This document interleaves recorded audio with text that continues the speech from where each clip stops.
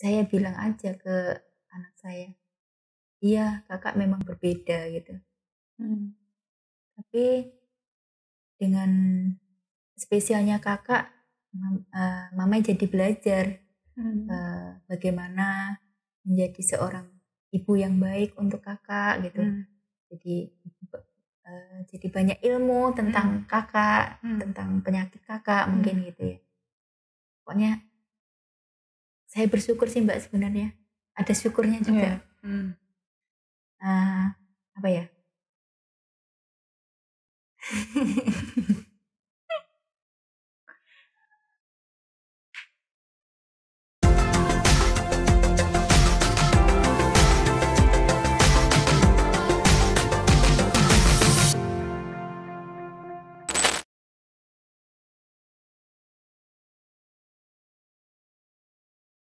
Bismillahirrahmanirrahim. Assalamualaikum warahmatullahi wabarakatuh. Halo Mama dan Papa. Alhamdulillah nih podcast Tutur Mama bisa kembali lagi ngobrol-ngobrol dengan Mama ataupun orang-orang hebat di sekitar kita. Dan pada kali ini kita sudah berada di rumahnya salah satu sahabat saya, yaitu enaknya manggilnya Mama. Biasanya dipanggilnya Mama atau Umi nih kalau sama anak-anak.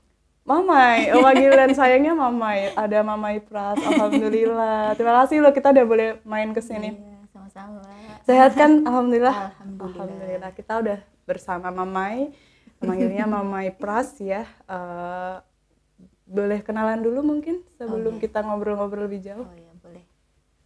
Kenalan nama aja. Selengkap-lengkapnya jauh lebih baik, tapi mungkin kayaknya ada yang di skip aja ya. Takutnya nanti langsung populer. Iya, baik. Perkenalkan nama saya Sri Prasetyaningsih, biasa dipanggil Pras. Anak-anak saya panggil saya Mamai. Itu singkatan dari Mama Tersayang katanya. Masya Allah. Kalau bapaknya dipanggil Babai, Baba Tersayang gitu. Itu inisiatif anak-anak sendiri? Inisiatif orang tuanya. Orang tuanya ya, oke. Saya ibu bekerja dengan 3 anak gitu. Salah satunya ada yang spesial yang nomor 1 ya. Terus itu aja ya Mbak ya? Apa lagi? Cukup ya sepertinya gitu. Ya, Bapak tapi asli Jogja nggak sih? Saya dari Ponorogo, Jawa Timur. Jawa Timur. Iya. Ke Jogja jadi tahun berapa? Saya kan PNS juga. Saya awalnya penempatan Sulawesi Barat. Pertama kali ya? Pertama kali penempatan Sulawesi Barat dari tahun 2011. Jadi saya itu lulusan perguruan tinggi kedinasan. Jadi setelah lulus kuliah langsung bekerja. Dan saat itu perjanjian kerjanya harus bersedia ditempatkan di mana saja gitu. Dan saya pas kena rezekinya di Sulawesi Barat. Konon katanya itu provinsi termuda, salah satu provinsi termuda gitu. Memang benar.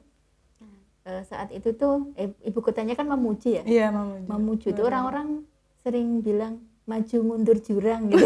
Kok bisa? Emang geografi bisanya kayak gimana? Iya, betul, berliku-liku gitu.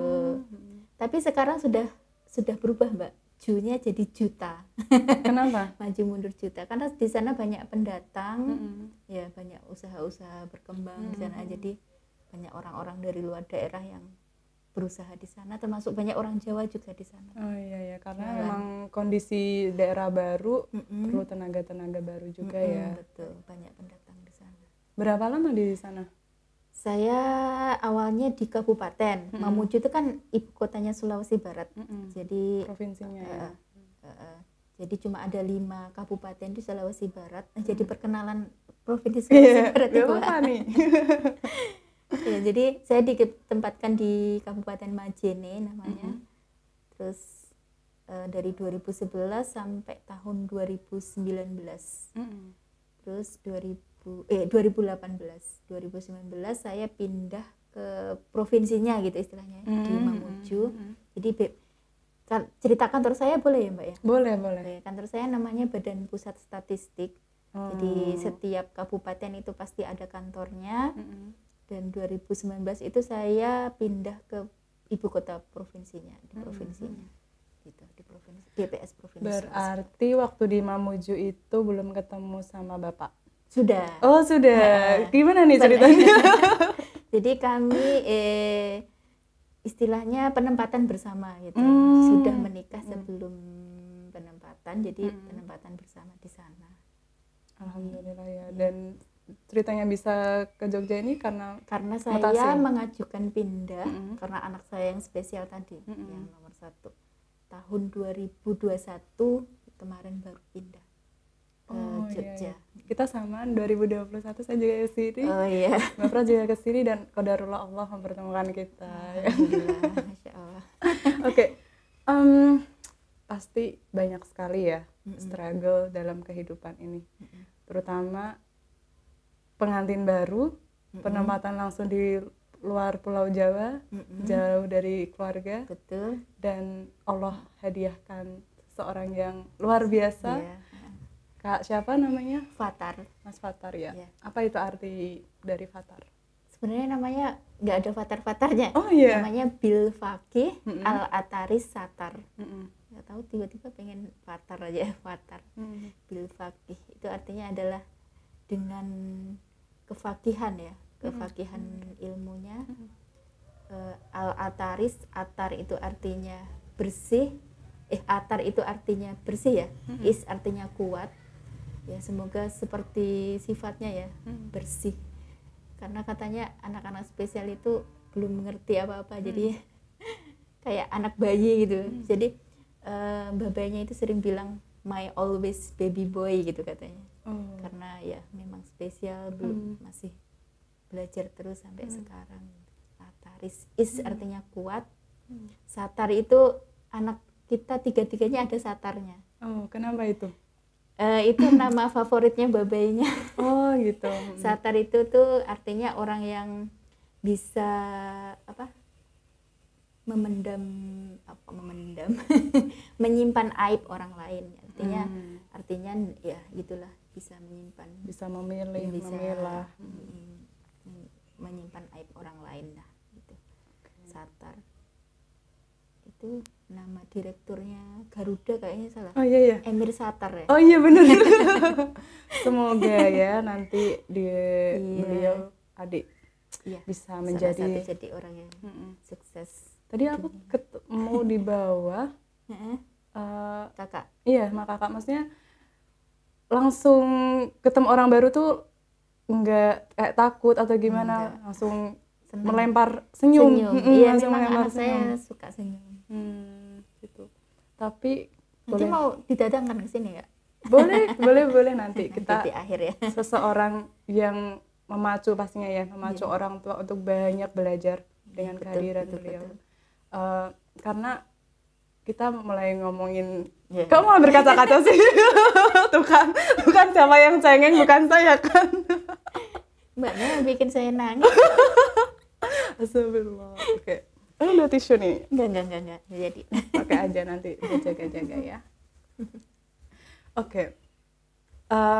Beberapa hari yang lalu, biasa ya di tutur mama itu pasti ada aja gitu mama-mama yang bercerita atau mencurahkan hati gitu. Pasti setiap anak itu punya rezekinya masing-masing. Dan setiap anak itu punya pemantik orang tua untuk mau belajar. Dan kemarin itu kita ada mama-mama yang bukan kebetulan ya, tapi rezeki ya ini ya. Beliau anaknya ini speech delay. Iya, speech delay dan mengarah ke autis juga gitu. Untuk menerima hal kayak gitu kadang orang tua menyangkal ya. Iya, denial gitu loh, kayak menyangkal enggak gitu. Dan padahal untuk bisa gimana nanti kita bisa tenang untuk membersamai mereka, pertama kita harus siap untuk menerimanya gitu. Betul. Nah, itu gimana yang pertama kali Mbak Pras dan suami rasakan atau ketahui kalau si kakak sangat spesial? Oh iya.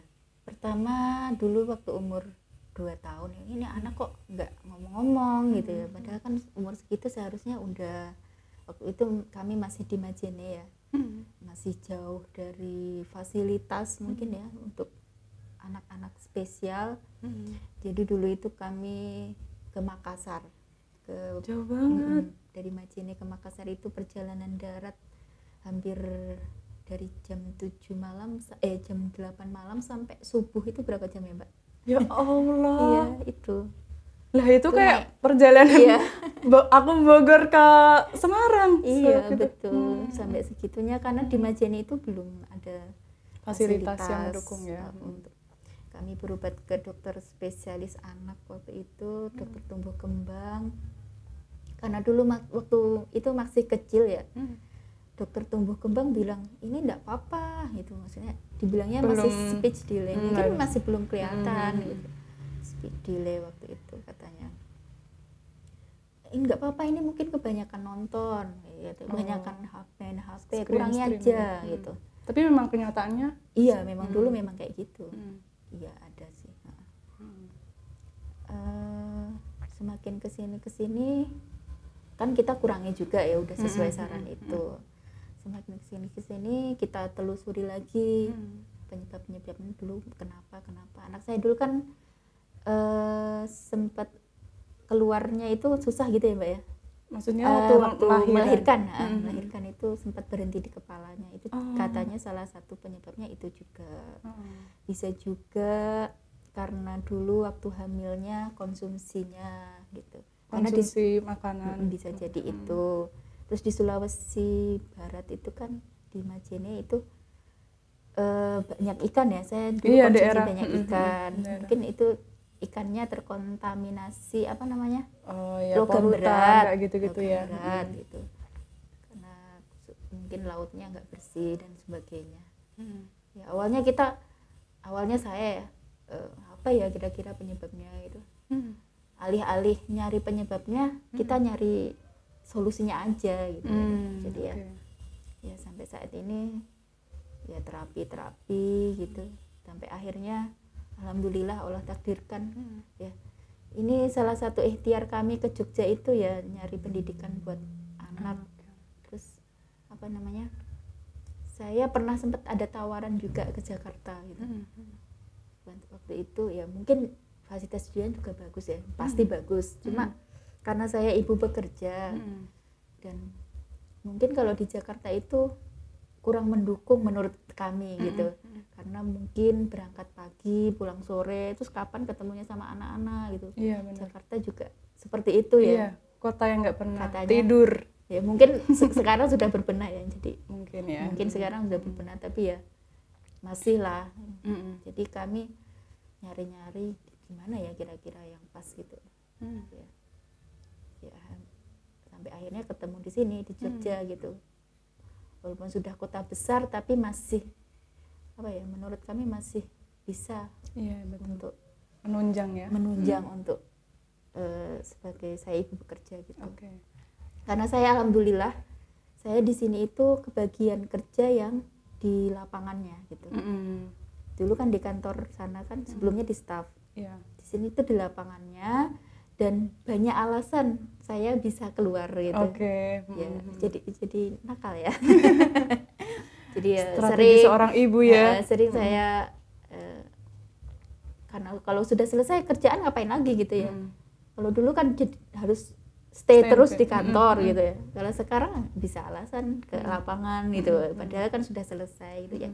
Itu momen-momen seperti itu saya manfaatkan untuk ya antar jemput sekolah, terus kadang membersamai anak spesial saya di sekolah, seperti apa di sekolah gitu. Ya, pokoknya yang berhubungan dengan anak saya lah gitu. Tapi boleh tahu nggak Mbak, maksudnya tadi di awal kan masih dicurigai space delay. Iya, oh iya tadi ya. Di kemana-mana jadinya. Nah tapi setelah berjalannya waktu kan udah mengurangi screen time ya. Terus dampaknya apa atau kayak gimana? Oh iya. Terus seiring waktu mungkin sudah kelihatan ini kayaknya nggak speech delay aja gitu, ada sesuatu yang lain. Terus saat itu berobat juga ke dokter lagi. Itu udah di Jogja? Waktu itu kayaknya masih di Makassar ya. Dia bilang oh ya ini kayaknya autis tapi masih ringan gitu katanya. Masih ringan. Ya itu kesimpulannya berarti anak saya termasuk ya autis. Itu sih Mbak. Itu waktu dengar vonis nggak sih itu masuknya Mbak? Iya, vonis. Itu apa yang Mbak rasakan pertama kali? Waktu awal-awal sebenarnya saya sendiri sih waktu dicurigai speech delay itu sebenarnya masa cuma speech delay gitu ya. Udah mulai ini sih searching ciri-ciri autis karena ada di anak saya semua, mulai dengan asik dengan dunianya sendiri, terus dia itu ngelihatnya miring-miring gitu, kayak fokusnya itu gitu. Iya, susah, itu ya. Katanya itu salah satu juga. Terus ya itu sih salah satunya asik dengan dunianya sendiri. Kalau speech delay kan kayaknya enggak ya. Iya. Gitu. Jadi nah udah bisa sedikit lapang dada waktu mendengar itu atau awal-awal sih iya, awal-awal enggak. antara iya dan enggak gitu ya. Iya, enggak. Kalau ya. suami bagaimana? Suami ya sama kayaknya, iya sama kayak saya. Masa iya sih gitu ya. Ya. Lalu apa yang Mbak Pras dan suami, mestinya ada hal yang didiskusikan atau saling menguatkan atau bagaimana gitu? Iya, waktu itu akhirnya sempat si kakak itu di Ponorogo jadinya, di Jawa Timur sama kakek neneknya. Karena nggak mungkin juga kita tiap minggu Harus PP ke Makassar. Waktu itu masih di Majene ya. Iya. Capek juga, nanti terapi juga malah nggak masuk jadinya. Karena searching di kampung saya di Ponorogo ada tempat terapi. Ya udah sama nenek kakeknya aja. Jadi berapa tahun itu? Sempet berapa ya itu bisa setahun apa ya? Maksudnya usia si kakak? Waktu si kakak itu 4 tahun apa ya? Harus LDR ya sama LDR sama anak saya. Ya itu untuk terapi itu sangat berat sekali banget. Terus sampai pada akhirnya si neneknya bilang kayaknya sama aja ini gitu. Enggak ada progresnya nggak bagus. Mungkin karena juga jauh sama support ibunya. Sistemnya kan seorang anak tetap ibu ya. Iya. Akhirnya ya udahlah balik lagi ke Majene. Pas waktu itu tuh suami saya alhamdulillah dapat rezeki kuliah di luar negeri. Iya. Aku pernah denger nih ceritanya. Gimana itu? Alhamdulillah dapat rezeki kuliah ke Eropa. Terus saya mikir-mikir, ini mungkin cocok nih gitu ya. Saya bisa quality time sama anak saya, sekalian jalan-jalan. Jadi saat itu 2 tahunan gitu. Berarti membersamai. Statusnya cuti di luar tanggungan negara kalau PNS ya. Berarti kalau kayak gitu tuh nggak ada tanggungan sama sekali ya Mbak ya? Nggak dibayar. Nggak dibayar lagi. Tapi kan Allah membayar dengan alhamdulillah kualitas waktu ya. Alhamdulillah ada tunjangan keluarga juga, beasiswa suami saya. Ya itu yang bikin berani juga berangkat waktu itu 2 tahun di sana. Waktu itu saya semangat banget tuh Mbak. Ya Allah. Kenapa? Saya pengen jadi super mother istilah saya. Sempat berada di titik yang sangat pokoknya saya terpuruk? Enggak, saya malah semangat waktu itu. Pokoknya saya jadwal tuh hari ini saya mulai nanti pagi saya ngapain, saya kan belajar cara terapi juga. Saya otodidak sama terapi sendiri di rumah kayak gitu. Pokoknya ya itulah, pokoknya semangat banget waktu itu. Waktu itu anak-anak saya umur tahun 2017 itu berarti 5 tahun. Adiknya udah ada adiknya 4 tahun. Jadi umur 5 tahun sama masih 1 tahun ya? Sisa tahun, 5 tahun dan 4 tahun saya boyong semua ke sana. Ya itu sehari-hari saya di rumah sama anak-anak saya. Tapi jadi lebih sulit adaptasi waktu di Majene atau waktu di luar negeri? Adaptasi tentang lingkungan. Kemudian penunjang Iya, awal-awal sih memang susah ya. Kaget juga ya kehidupan di luar negeri seperti apa di Eropa ya. Waktu itu di tahun pertama di Barcelona saya. Barcelona nih. Tim kesukaan aku. Oh iya. Oh iya. Agak kaget juga, ternyata kayak gini ya. Kehidupannya bebas ya. Bebas banget ya. Di tempat-tempat umum tuh banyak apa nih? pemandangan. Saya sarankan anak-anaknya jangan dibawa ke Barcelona. Ada pokoknya rasa kaget juga ya. Di tempat umum tiba-tiba ada pemandangan kayak gitu. Jadi anak saya langsung saya ini, kalau di tempat umum harus hati-hati gitu. Sempet tahu berapa bulan gitu ya. Jadi suami saya itu dapat sekolahnya pindah-pindah gitu Mbak. Jadi tahun pertama itu di Barcelona, tahun kedua di Italia, di Venice. Alhamdulillah pas kota-kota wisata semua, iya, jadi sekalian jalan-jalan. Bonus ya. Alhamdulillah Barcelona. Terus waktu itu puasa di sana, Masya Allah panjang banget itu Mbak. Dari subuh jam 4, jam 9 malam baru buka. Ini kita dari jam 4 sampai maghrib aja ya, jam 6 sore aja udah kerasa banget ya. Tapi waktu itu musim panas juga, sungguh struggle banget itu waktu puasa pertama ya. di harus Barcelona bersama anak-anak juga, kayak gitu. Tapi happy sih Mbak saya waktu itu. Saya terus terang kalau ditanya pengalaman yang susah dilupakan itu hidup di luar negeri. Kalau saya. Kenapa? Apa maksudnya? Kan maksudnya udah ngerasain ya, bisa di-compare ya antara di sini sama di sana. Saya lebih ke quality time. Saya sebenarnya cita-cita saya ya Mbak ya, jadi full time mother. Kenapa? Jadi pengen full sama anak-anak.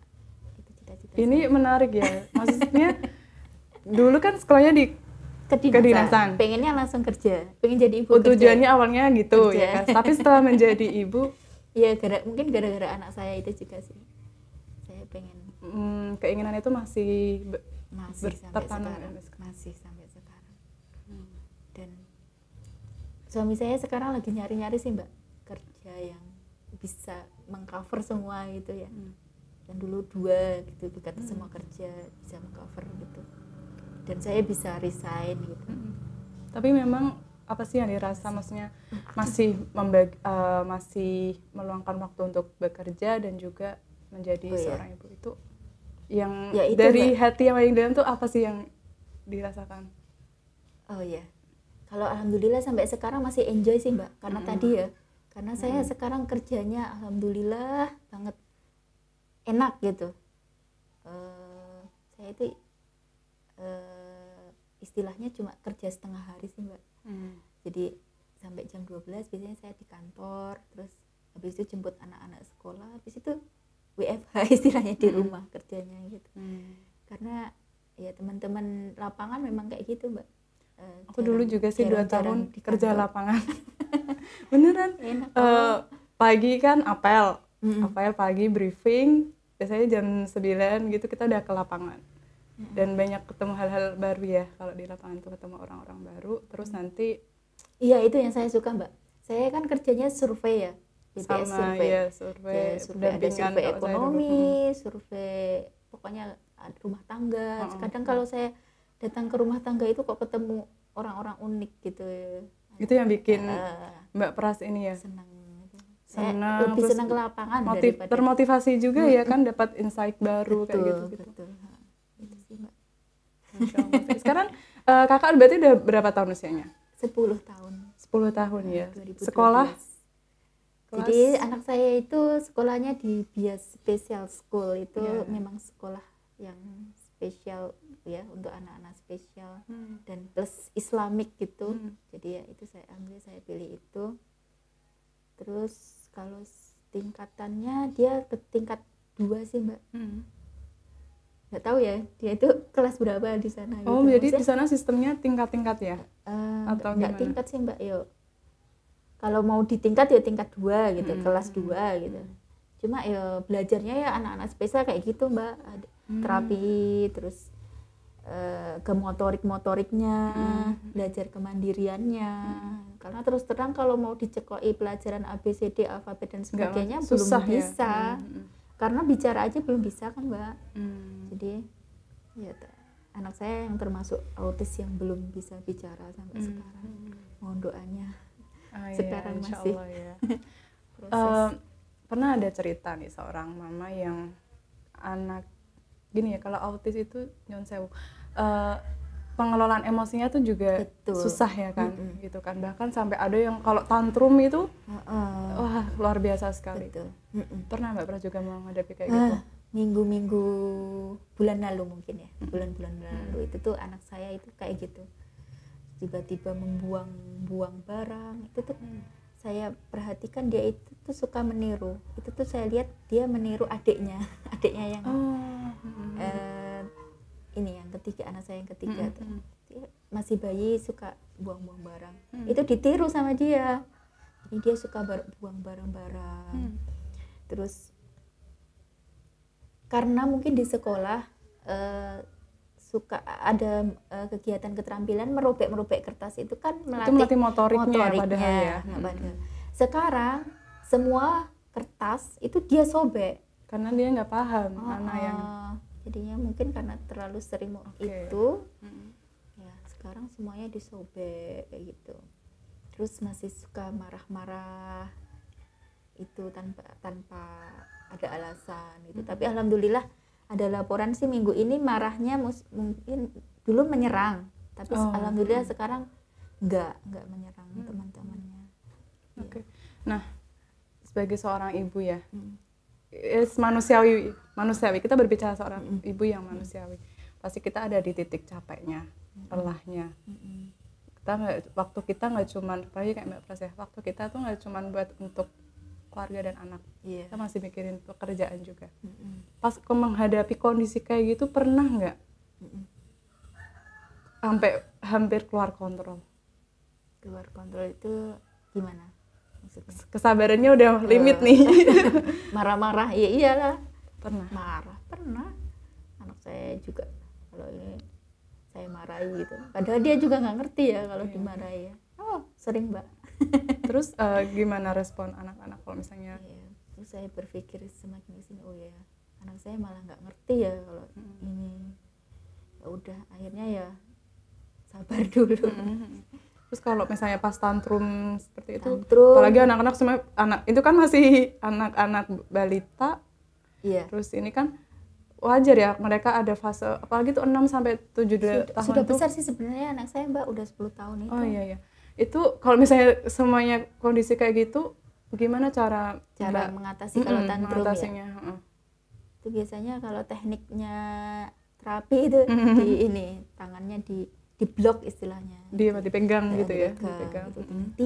Tidak gitu kata terapis. Ditekankan? Tidak. Kalau lagi tantrum kan udah menyakar kita. Sampai dia tenang, benar-benar tenang. Tapi kalau udah nggak bisa di ini, biasanya saya masukkan ke kamar. Kata terapisnya udah nggak apa-apa Bu gitu. Kalau memang susah, itu dimasukkan.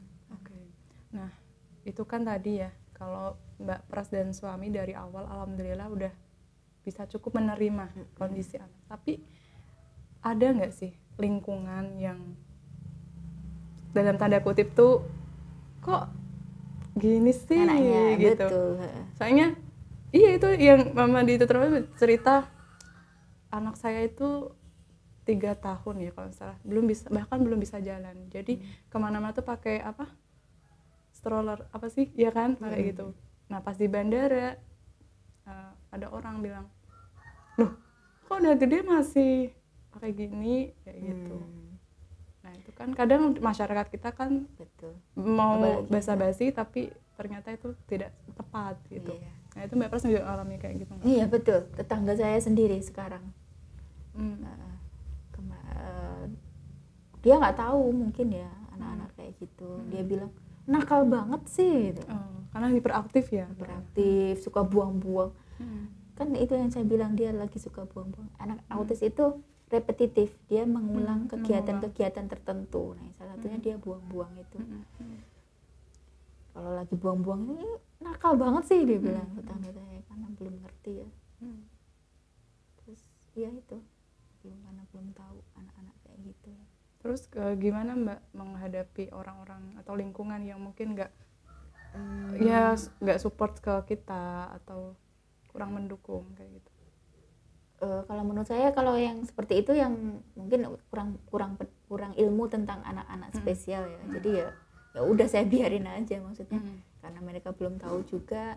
Karena kalau saya kasih tahu juga percuma, nggak tahu gitu. Karena berarti tetap ya mengkontrol emosi kita, menuntaskan emosi kita dulu tuh penting banget ya bagi seorang ibu ya. Iya. Karena kalau kita belum tuntas kayak gitu gampang banget kepancing. Sampai sekarang alhamdulillah sekarang itu saya sudah, dulu kan saya ada target anak saya harus begini. Kalau saya sekarang enggak sih Mbak. Kenapa? Lebih ke mandiri, semoga anak saya nanti bisa mandiri gitu. Yang itu yang kakak paling ya, penting. Kakak ya. Anak ya kakak maksudnya ya. Dulu kan saya targetnya harus gimana sih nggak bicara sih gitu. Sempat di fase dedek banget gitu. Kenapa sih anak nggak bicara sampai ya saya ceritakan perjuangan dulu saya mau pindah ke sini ya Mbak ya.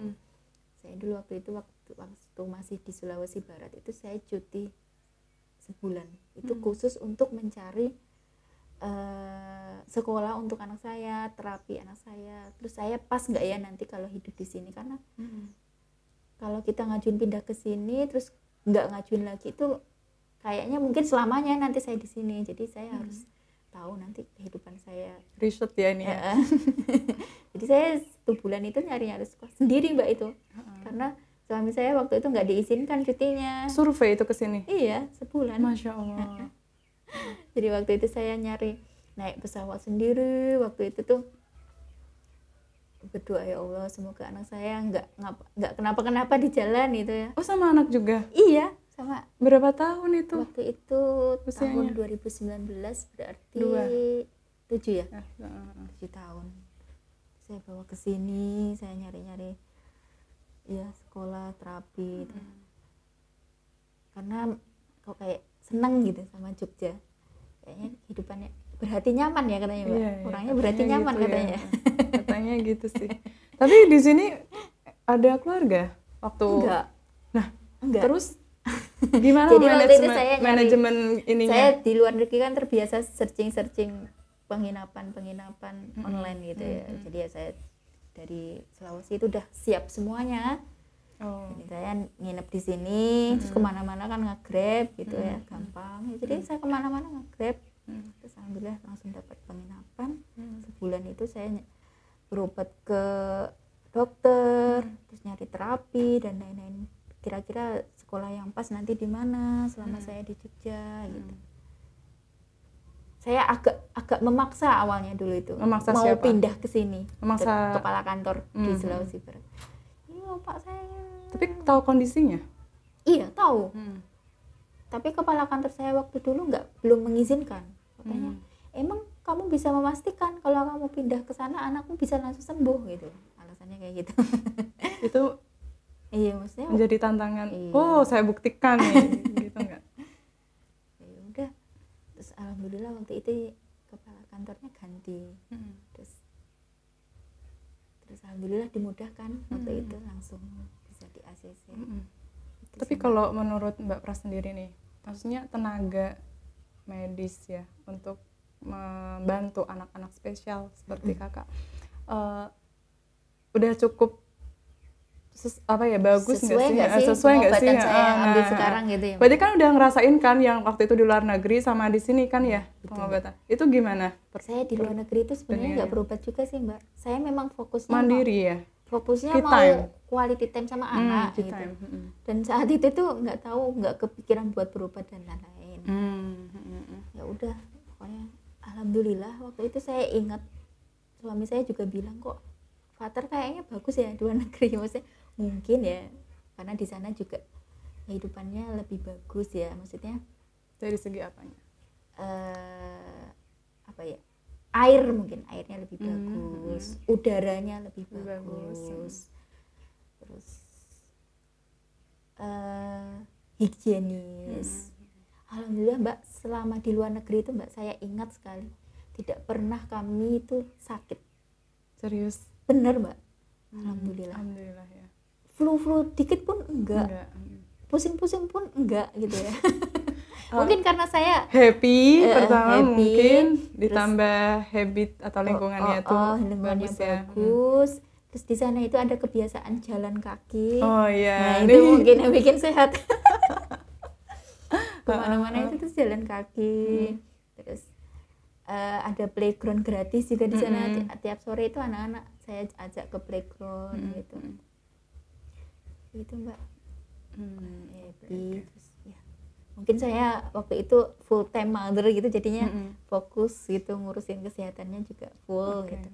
Alhamdulillah sih Allah kasih sehat waktu di sana gitu.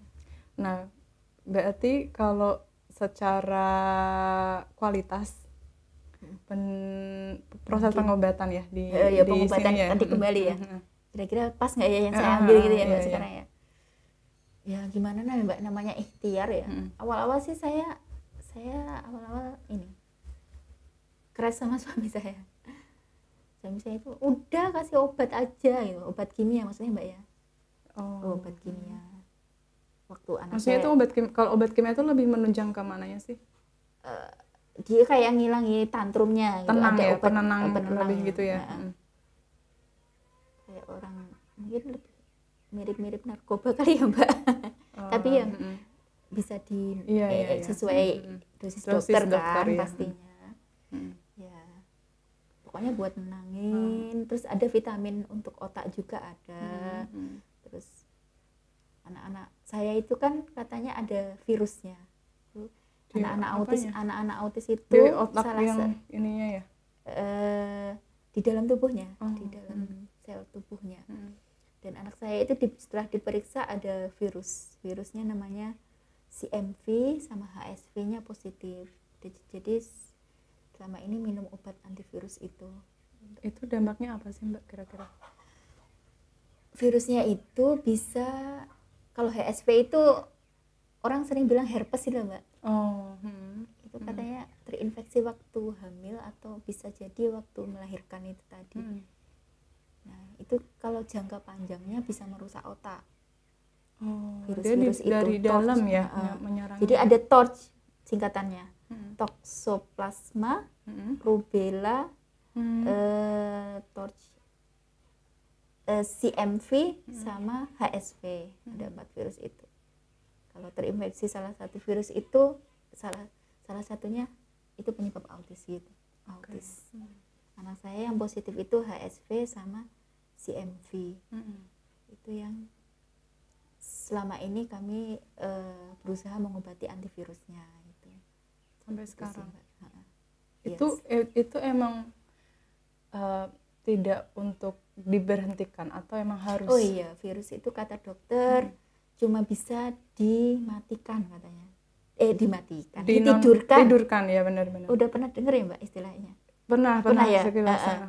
CMV itu cuma bisa ditidurkan. Jadi suatu saat bisa aktif hidup lagi. Nah itu sebenarnya dia tergantung bisa kondisi apa sih? Kondisi tubuhnya. Imunitas juga pengaruh tubuh. Jadi ini saat ini saya sebenarnya disarankan buat mengobati CMV-nya itu tidak bisa dengan obat. Kalau HSV-nya bisa obat. Kalau CMV-nya tidak bisa. Itu lewat namanya ganciclovir. Apa itu? Asing di saya belum dengar. Digansi istilahnya. Obatnya namanya ganciclovir. Itu tuh cuma bisa dimasukkan lewat infus. Infus itu dimasukkan setiap 10 jam sekali kalau nggak salah ya Mbak ya. Itu rekomendasi dokternya kayak gitu. Anak saya harus itu, tapi sampai sekarang disuntik belum. Gitu. Kayak dirawat selama 10 hari kayaknya. Lama juga ya. Bayangin 10 hari dengan kondisi anak saya per 10 jam dengan kondisi anak saya itu. Belum, sampai sekarang belum siap. Belum siap ya, benar-benar. Soalnya ini cerita aja ya. Efek dari infus itu kan tekanan ya. Itu juga ada efek sampingnya juga kan. Gitu. Bahkan ada karena mungkin ini nggak tahu ya kalau apakah ini faktor usia juga atau bagaimana. Ini nggak nakut-nakutin, kita cuma sharing aja. Kondisinya ada seorang anak yang memang waktu lahir spesial juga dan harus infus selama hampir berapa bulan gitu Mbak malahan. Efeknya itu ke kualitas pendengaran. Jadi agak bahasa katanya tuh butek ya. Gitu. Iya. Tapi alhamdulillah sekarang dia sembuh selama 18 tahun. Dia nggak sadar kalau dia tuh health debt. Gitu. Kebetulan dia mendapatkan orang tua yang tepat, maksudnya yang mau belajar gimana ya mengatasi anak yang seperti ini, kayak gitu.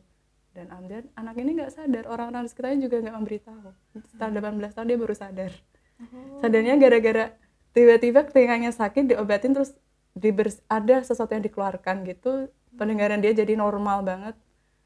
Dia kaget juga karena bayangin kita biasanya kayak mendengar suara yang tiba-tiba mendengar suara yang jelas, dia juga kaget dan harus adaptasi juga kayak gitu. Gitu ya, Mbak. Iya sih Mbak, saya tanya-tanya juga tentang Gansi ini, Gansi Clover ini. Efeknya namanya obat ya Mbak ya, ada efeknya juga. Dia katanya giginya kalau nggak salah itu ini nggak kuat gitu. Giginya apa namanya istilahnya rapuh. Mbak? Rapuh ya. Iya. Dia anaknya seumuran anak saya juga. Dia itu sering kejang-kejang gitu keluhannya dulu. Tiba-tiba apa namanya panas kayak step itu loh Mbak ya, itu kayak gitu sering banget dulu. Tapi katanya dia itu memotivasi saya banget buat ikut ini kan si Clover Alhamdulillah ini. ya, maksudnya Mbak juga ketemu banyak orang-orang yang mama-mama yang juga berjuang kayak gitu, orang tua yang ikhlas ya mendampingi gitu. Itu yo karena belum sih Mbak. Maksudnya kondisi anak saya sekarang juga masih belum kondusif istilahnya. Nanti kalau dirawat gimana gitu. Nggak tahu sih Mbak, masih belum sampai sekarang. Tapi sejauh ini bagaimana perkembangan si kakak? Alhamdulillah minggu ini laporan dari gurunya, ustazahnya di sekolah baik. Walaupun masih ada marahnya, cuma kadang fokusnya udah bagus. Matanya kalau diajak ngomong udah mulai mau menatap ya. Mulai menatap. Terus kalau dikasih ada sholat duha itu udah mulai ikut, udah mulai memperhatikan katanya gitu sih. Minggu ini kan jadi ada laporan mingguan gitu Mbak. Saya tadi baca laporan mingguannya, alhamdulillah Mas Fatar hari ini dalam minggu ini sudah kondusif katanya. Alhamdulillah saya dibantu ustazah di bias itu yang care. Jadi apa ya, ustazah di bias itu sebenarnya nggak spesial juga di bidang itu, tapi ya ada terapis-terapisnya di belakangnya gitu. Tapi ya dia yang menyokong lewat pendidikannya tiap hari, lewat ibadah dan lain-lain. Oke. Anak ya kan. Jangan nangis dong. Kayaknya banyak. Ini Mbak, balik lagi ya, aku emang banyak mendapatkan cerita-cerita. Jadi pernah ada seorang anak yang dia lahir dengan berkebutuhan khusus. Pada suatu hari dia menanyakan kepada ibunya, "Ma, kok aku gini ya? Aku kenapa sih?" gitu. Oh, dia berarti udah tahu? Iya, dia belum tahu, tapi dia ngomong kayak gini, "Kok ada orang bilang aku ini tuh kayak gitu. Emang aku ini ya Mah gitu. Emang aku tuh berbeda ya dengan orang lain gitu." One day kalau misalnya nih Mas Fatar ya menyadari kalau dia memang ada yang berbeda dengan mungkin adik-adiknya kayak gitu, apa yang akan Mbak Pras atau suami lakukan? Apa saya ngomong apa ke dia gitu ya? Saya teringat ini sih, kata-kata mertua saya pernah bilang, kalau kamu dikasih amanah kayak gini pasti kamu bisa gitu katanya. Jadi ya nggak nyambung ya Mbak ya.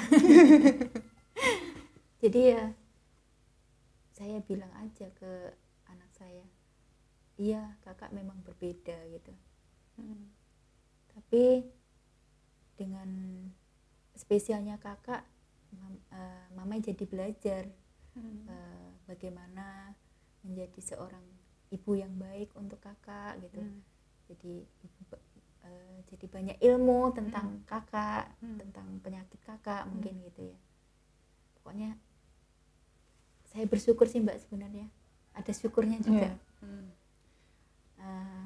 Apa ya,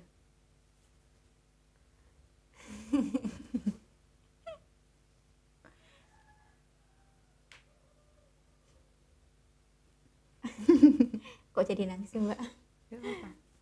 Saya tuh dari kecil tuh hidup saya tuh kayak lurus aja gitu. Mau apa bisa.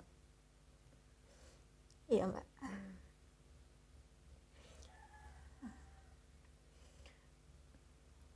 Dari kecil tuh saya tergolong anak yang pintar, rajin gitu. Saya selalu disanjung-sanjung orang, oh pinter banget kamu gitu. Dan saat itu saya kayak mabuk pujian juga. Saya belajar untuk apa sih gitu. Saya juga sadar sampai kehidupan setelah kuliah itu saya lancar-lancar aja, maksudnya kayak nggak pernah ada halangan apapun gitu. Terus setelah dianugerahi ini tuh saya jadi belajar, oh ya, tidak semuanya sesuai dengan keinginan, apa yang sudah kita rencanakan, keinginan kita gitu. Jadi saya terapkan juga ke anak-anak saya yang kedua ketiga ini. Kadang kan anak-anak mungkin ya kebanyakan orang tua harus, kamu umur segini harus bisa baca kayak gitu, pokoknya udah pinter gitu ya. Itu aku dulu waktu kecil, aku pendidikan orang tua aku juga kayak gitu sih Mbak. Dan saya juga dulu waktu kecil kayak gitu juga sih Mbak. Tapi sekarang pendidikan untuk anak-anak saya sekarang kiblatnya beda, yang gimana anak-anak saya bisa menjadi apa ya, anak-anak yang soleh pasti ya. Anak-anak yang soleh, dimana nantinya saya ketika saya meninggal, anak-anak saya bisa menjadi amal jariah gitu ya, bisa mendoakan orang tuanya gitu. Terus intinya itu mengarahkan sih, tapi tidak mau menuntut mereka bagaimana gitu ya. Yang penting mereka itu bisa mandiri itu, untuk terutama anak pertama ya. Terus nanti pemikiran orang tua kolot mungkin dulu ya, anak saya yang sukses itu mungkin jadi PNS seperti saya gitu mungkin. Padahal kan sekarang pokoknya jadi apapun itu nak, jadilah anak yang soleh, yang bisa menjadi contoh orang-orang di sekitarmu gitu. Itu sih yang pertama. Dan sampai sekarang saya masih belajar, belum bisa Mbak. Saya kadang sebel juga anak saya yang kedua belum ini. bisa karena orang tua itu adalah pelajar sampai betul nggak bisa habis. Saya sadar, oh ya kayaknya saya ngomong nggak terlalu berpengaruh deh. Saya lebih berpengaruh ketika saya berbuat gitu ya. Ketika saya ayo, untuk anak yang kedua ya, ayo cepat sholat gitu ya. Saya lebih efektif ketika saya ambil air wudhu sendiri langsung sholat itu, nanti dia melihat gitu. Kadang saya berpikir ini mungkin belum waktunya. Saya pernah tanya sama babenya, ini Fidin kok kayaknya saya seumuran segini itu kayaknya udah sadar sendiri, udah mau sholat gitu. Beda lah gitu mungkin. Itu dia omongin itu. Oh ya, berarti kesimpulannya mungkin dengan lewat contoh konkret gitu. ya. Anak-anak itu bisa langsung melihat orang tuanya kayak gini gitu. Itu mungkin cara efektif membuat anak itu sih Mbak. Sesuai atau ya apa, membuat anak sesuai apa yang kita inginkan gitu ya jadi, kan. Kembali ke anak soleh tadi ya Mbak. Tapi kakak ini kan seorang anak pertama ya, alhamdulillah punya adik-adik juga gitu. Anak pertama yang always baby boy. Saya sudah terkangen kepada adiknya. Ya itu kedua. Maksudnya aku juga ingin tahu gitu, maksudnya gimana cara Mbak Prasa? Saya udah dari sekarang sih. Nanti kamu udah Fidin ya. Fidin, ini kakakmu ini kayak gini, dia udah tahu sih kakaknya nggak bisa ngomong gitu. nanti kamu kalau besar jagain kakakmu ya, gitu. Adikmu juga perempuan kan, nanti kamu jadi yang tertua, kamu yang pokoknya pemimpin gitu. Nanti kalau mama udah meninggal, bapak udah meninggal, kamu yang jaga semuanya. Saya udah bilang kayak gitu. Terus dia responnya gimana? Ya anak-anak ya belum ngerti. Enggak, nanti kakak Fatar udah bisa ngomong, udah besar gitu lah. Tapi Udah saya hubungan tekankan. Kak Fatar dan adik-adik dan keseharian gimana, Mbak? Kadang sering berantem sih. Lebih sering ya. Kan masih anak-anak ya. Adiknya itu juga ini Mbak, maksudnya karena tahu kakaknya kayak gitu, jadinya ya nggak mau ngajak main gitu. Berarti dia kalau di rumah lebih lebih ke masing-masing gitu sih Mbak. Karena memang tapi komunikasi sehari-hari antara Mbak dengan Kak Fatar ini gimana? Maksudnya kan bagaimana cara saya komunikasi. membangun komunikasi ya. Kadang-kadang saya kalau ini mau tidur gitu, dia itu kalau dielus itu tahu kalau dia itu Tenang butuh ya, nyaman. butuh pelukan, Perhatian. butuh elus itu udah paham dia, udah seneng gitu. Ya kata terapisnya juga kayak gitu, kata gurunya di sekolah, kalau marah langsung dipeluk aja Bun gitu, katanya gitu bisa. Tapi tetap Mbak tuh mengajak berkomunikasi ya? Iya, saya ajak ngobrol gitu sih. Pernah nggak ada satu momen yang itu di luar dugaan Mbak dan itu benar-benar berkesan banget yang dilakukan sama kakak? Sebentar.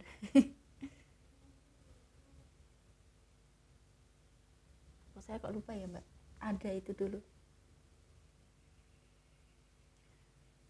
Ini sih Mbak, sayang ke adiknya pernah, tiba-tiba pas dekat itu adiknya dilus terus gini.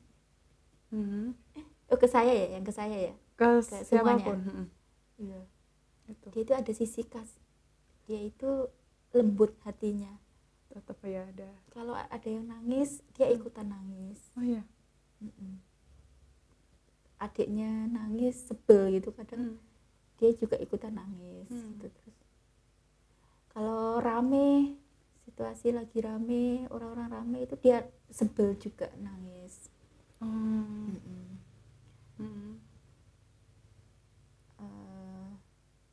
Iya, lebih peka sih dia. Iya, orangnya. kebanyakan anak-anak dengan kondisi tersebut dia lebih peka dengan lingkungan ya, kayak gitu.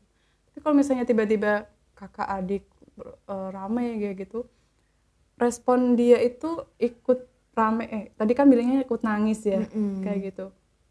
Itu nangis maksudnya ikutnya tantrum apa gimana sih Mbak? Enggak sih, nangis gitu doang sih. Terus nanti menenangkannya? Ya kadang ada tantrumnya juga. Oh ini berarti dia tadi adiknya nangis. Ya menenangkannya kayak gitu, adik diblok, diajak ngobrol. Tidak gitu kan terapisnya gitu. Sampai dia merespon, sampai dia tenang. Kadang kalau dia nggak bisa tenang dengan begitu ya tadi saya masukkan ke kamar. Gitu. Pernah nggak sih merasa capek banget dengan kondisi kayak gini? Pernah. Pernah. Dipendam sendiri atau ngobrol sama suami? Saat itu ini sih ngobrol sama suami. Iya. Saat itu pernah, saya kan di rumah dibantu ibu ya, ada nenek yang jagain. Saat itu pas neneknya lagi pergi, terus pokoknya saya semuanya serba saya gitu. Jadi saya capek banget. Di kantor juga lagi banyak kerjaan, di rumah juga pas anak saya lagi kurang kondusif, yang saya bilang lagi marah-marahnya itu. Saat itu saya capek banget.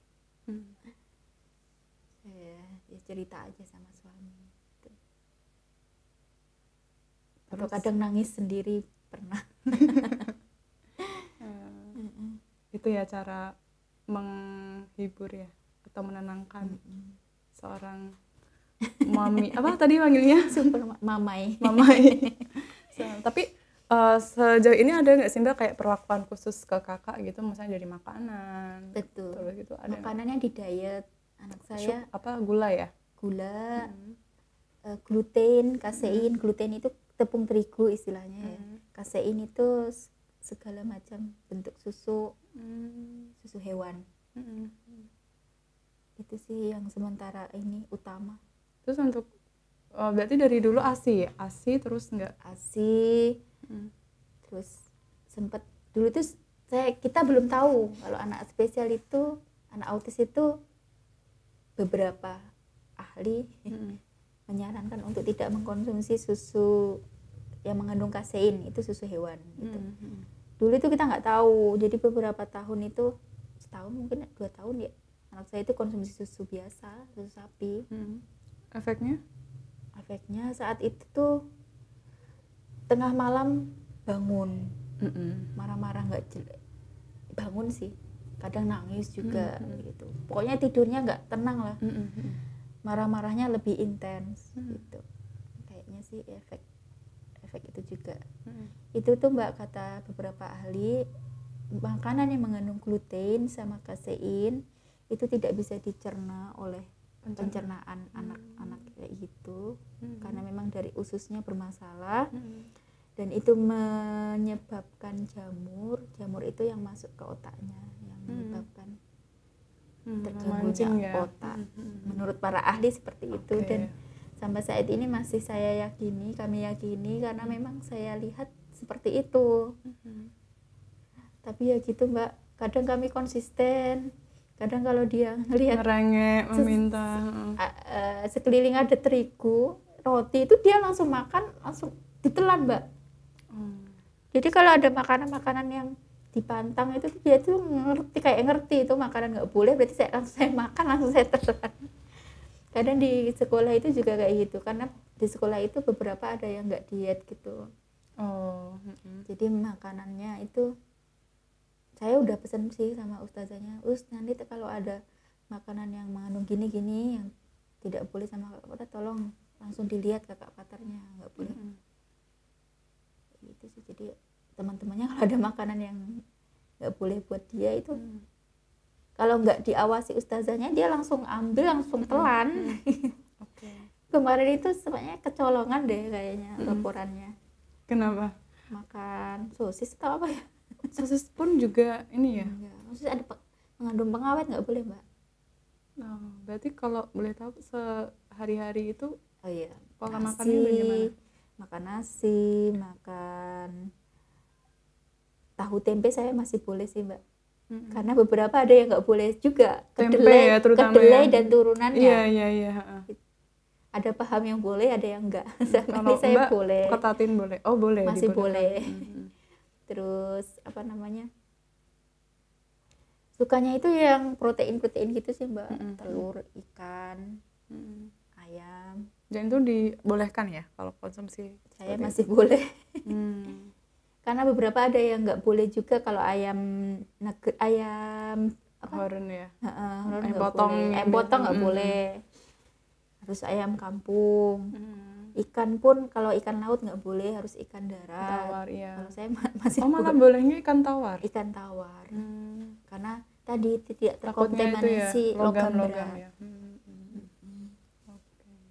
Terus kalau anak saya itu saya nggak terlalu suka, dia jadinya karena ini saya bikin seorang semuanya kayak ya.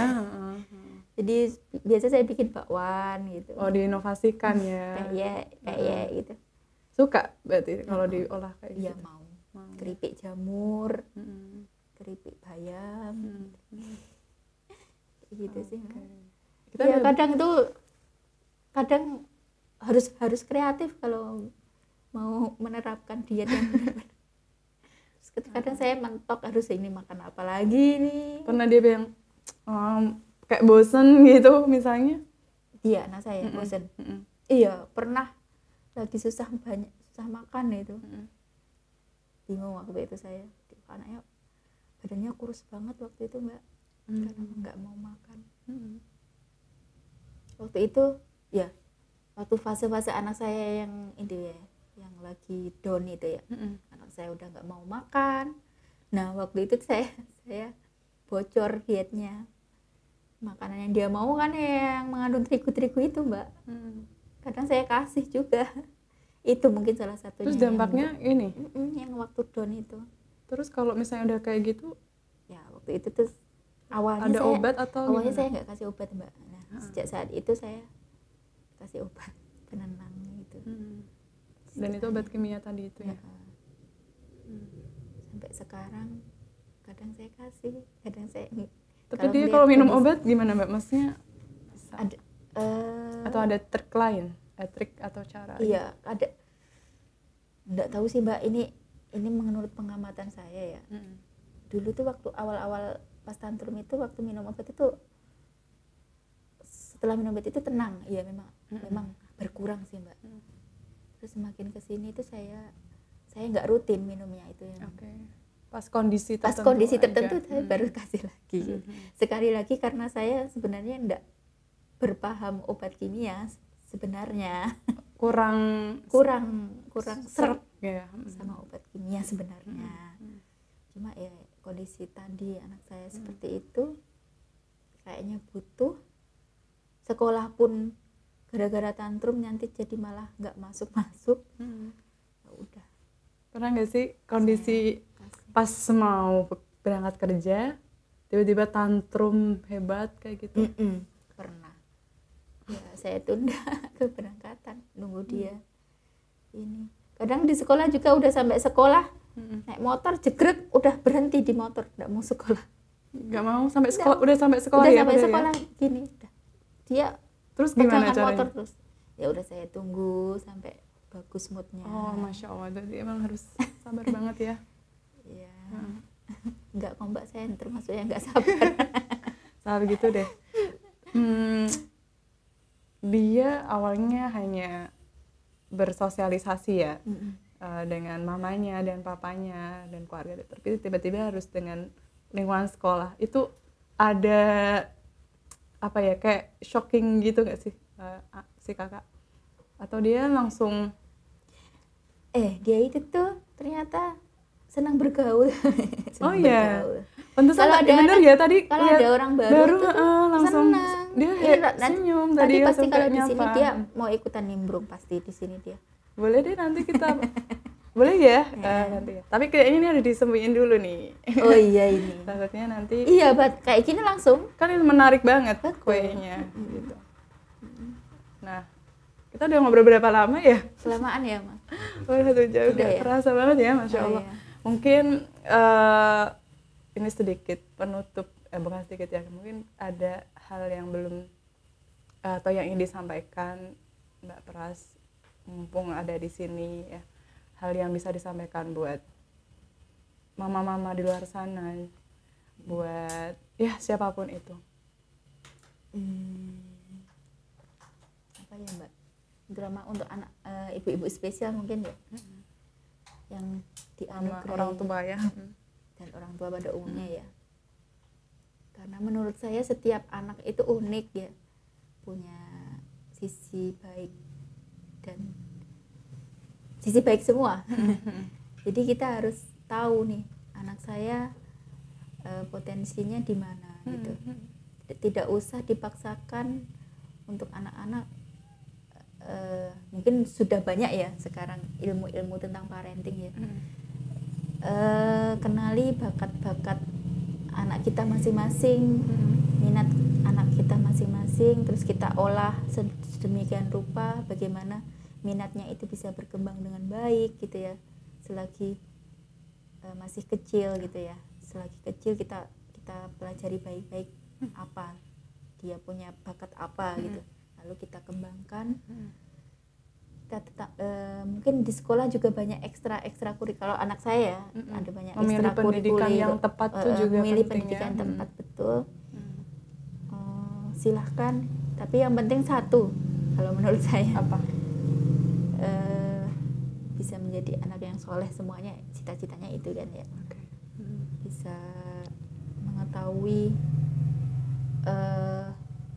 tujuan akhir penciptaan mereka seperti untuk apa gitu. Itu perlu pelajaran tauhid, itu perlu kita tanamkan kepada anak-anak, karena itu bekal sampai nanti tua gitu ya. Sampai kita pun masih belajar seperti itu kan Mbak ya. Untuk apa kita semuanya diciptakan gitu ya.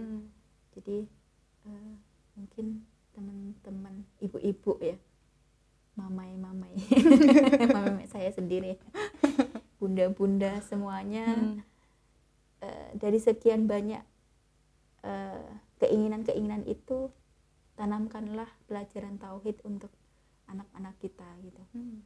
Karena itu nantinya kelak yang akan berguna sampai akhir kehidupannya gitu. Dan juga tanamkan momen-momen bersama sama anak-anak, itu penting. Sesibuk apapun kita. Betul. Ya. Ngobrol lah gitu sama anak-anak. Kalau ini saya pernah belajar, katanya kalau tanya sama anak, hari ini jangan bilang hari ini belajar apa, hari ini senang nggak di sekolah gitu. Tapi apa yang dia rasakan ya? Apa yang dia rasakan gitu. Senang nggak di sekolah tadi gitu. Tadi berantem nggak sama temennya gitu. Pokoknya sisi-sisi itulah yang kita harus tanyakan juga. Selain juga mungkin juga tanya pelajaran, tapi itu juga ditanyakan gitu. Membangun momen kedekatan sama anak-anak itu sangat penting gitu menurut saya. Panggilnya Amah ya? Oh iya, Amah. Ya. Udah makan belum tadi? Oke. Mbak Pras, aku sekali lagi, kami dari Tutur Mama mengucapkan banyak banget terima kasih. Buat saya pribadi, banyak banget hal yang bisa aku pelajari. Dan semoga buat sahabat Tutur Mama, Mama, Papa, ataupun mereka-mereka yang akan mempersiapkan diri sebagai orang tua juga bisa mendapatkan bekal dari tutur-tutur yang sudah disampaikan oleh Mbak Pras. Thank you banget. Boleh peluk nggak? Boleh peluk? Oke, boleh. Sehat-sehat ya nak. Oke, terima kasih banyak atas momen ini ya. Semoga bisa memberikan inspirasi buat sahabat Tutur Mama semuanya.